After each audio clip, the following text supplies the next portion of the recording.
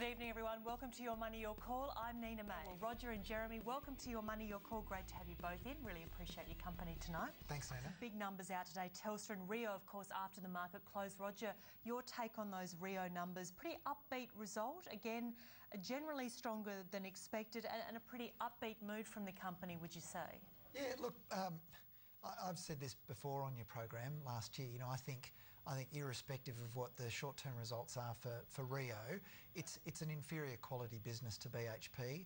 It's got a lot more in goodwill on its balance sheet.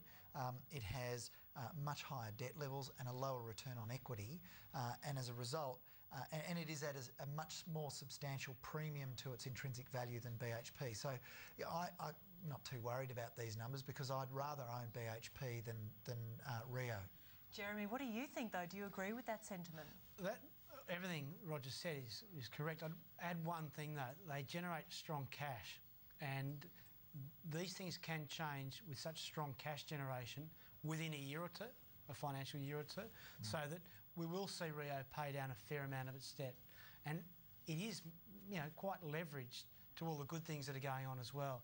So the only caveat, of course, is if the good things don't happen. Correct. You know, that's why, and BHP is still exposed to the same things that Rio's exposed to. Can't argue with that. Yeah, I'd rather own the better quality one, that's all. And yet you could have both in a portfolio, and I'd encourage people to. OK, gentlemen, we're going to go straight to our first caller. It was good, wasn't it? Yeah. Did you like that? You kind of agreed, sort of. Well, we've been banter. We know each other reasonably well. You did. Well, there you go. It's a good start. John from Sydney, our first caller. Hi, John. Hi, Amanda. How are you? Hi, I'm well, thank you. How are you? Good, good. Yeah, I'd like to ask the panel a stock called Metcash. It's with the stock code MTS. And yeah, my broker recommend me because it has a high yield, around 5.5 dividend, and around 15% upside for the next year. Yeah, just want to know the panel think about it. Thanks. OK, John, thanks for the call. What do you think, Roger? Yeah, I have to disagree. I knew it couldn't last for long. Yeah, well, you never know. There's 55 minutes to go on the program, right? That's exactly right. Who knows what we'll end up. But look, if we didn't disagree, there wouldn't be a market. You know, the reality is that you've got to have a buyer and a seller. You've got to have people disagreeing in order to have a transaction. So it's no skin off our nose that we've got a different opinion. I think Metcash was very expensive recently, and I had no interest in it. It's now approaching a point where it's close. It's obviously closer to its intrinsic value, but it's not there yet. And even if it got there, for me, I like owning the leader in a particular sector. I'd rather own the dominant player, and that's just Woolworths, you know, for me. Now, Jeremy might have a totally different view and might say, well, you know, this is the underdog and they've got more leverage operationally and, you know, those sorts of things. And that may be true, but I like buying businesses that really look after themselves. And if you buy great businesses when they're cheap, then you don't have to worry too much about the price. It'll do the right thing for you. OK, John, thanks for your call. We've got Michael from Melbourne as our next caller. Hi, Michael. Hi, guys. Love the show. I'm calling about a stock called GWR, and like a lot of investors on this, who ring up on this show, you know, I do like the small to mid-cap sort of miners and all that sort of thing. With this stock, they have sort of three pretty big major investors, one being Cleveland-Cliffs, a major resource company in the US, a big steel mill in China, and also an individual investor who made a lot of money, I understand, from Fortescue Metals, and he's basically in a lot of the mid-tier iron ore companies, and this company's basically had very high grades of iron ore. My question is what sort of tonnage of iron ore would a mid-tier iron ore company sort of output over a year in tonnage, because they've already resourced 143 million tonnes.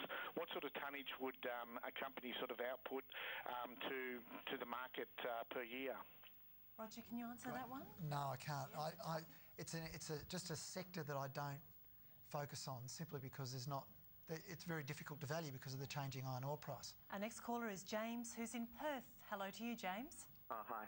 I was just wondering, I have a question about a thermal coal company called Kangaroo Resources. They're relatively new, and they have operations in Indonesia and I think, a bit in Australia. I was just wondering, like, if I could get a technical and fundamental analysis of the company.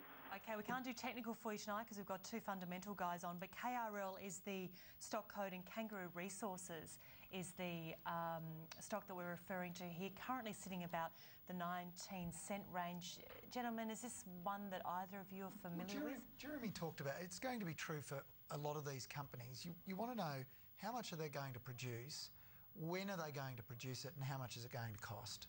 You know, I think it was Aesop who came. You remember Aesop's fables? I sure do. The bird in the hand is worth two in the bush. You know, if you know how many birds are in the bush and you know when the birds are going to come out, then if you apply a discount rate, you can pretty much value the bush. And it doesn't matter what that bush is producing, you know, whether it's gold or whatever. The difficulty with valuing all these businesses is you don't know what the price of the commodity that they're selling is going to be when they get it out of the ground. And it just strikes me as a really odd thing. Gold particularly, you know, when you think about it conceptually, it's quite bizarre. We dig it out of the ground, we look at it, and we put it back under the ground again, and we store it. And it has some intrinsic value, apparently, because of that. It's just odd. Roger, you can value anything, including birds in the bush. Jeremy, what are your thoughts on this company, Kangaroo Resources? I'm not familiar with Kangaroo. You could make a comment about the way the line's hopped up and down a bit and looks like it might be going up now. But I think, you know, when you're trading some of those things, you do have to have a technical approach and you have to watch charts. I mean, I don't, because it's probably too small for our interest, that stock. It may be an excellent stock. But once you've done those establishments, you've got to work out whether it's in favour. I'm sure that a lot of these are not ones to hold for a long term. The key is most of these companies bring out a quarterly statement about their cash balance, their cash situation, and it's very easy if you look at the balance sheet to see how much cash they're burning. And then if you annualise that, you could say, okay, well, this is how much they're going to burn in a year, or you could even bring it down to a month. You can say it's $500,000 a month. Well, how much money do they have in the bank account? And if there's not enough to survive 3, 4, 5 months, well, you know they're going to do a capital raising. They're not going to be able to borrow any money. The banks won't, you know, no self-respecting bank's going to lend them money for these things. So they're going to have to do a capital raising, and often that's at a lower price, and you end up being diluted. You're kind of on a hiding to nothing sometimes. But have a look at the cash burn. That's really, really important and very useful. James, thank you for your call. We've got Peter from Victoria up next. Hi, Peter.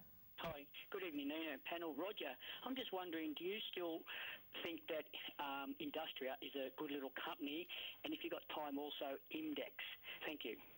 Look, I don't know. Thanks for the question. Industria, I think, and I think I mentioned this last year, I thought it was a good business. And I remember the call, actually, and I think it is a good business, but I vaguely remember saying I didn't think it was particularly cheap. And look, I'll have to have another look at it to actually to know for sure. I'm almost tempted to say send me an email, but the last time I did that, I got a whole bunch of other companies being asked for. That does happen. If that particular person wants a valuation on Industria, I'm happy to do it. So send me an email and I'll do that.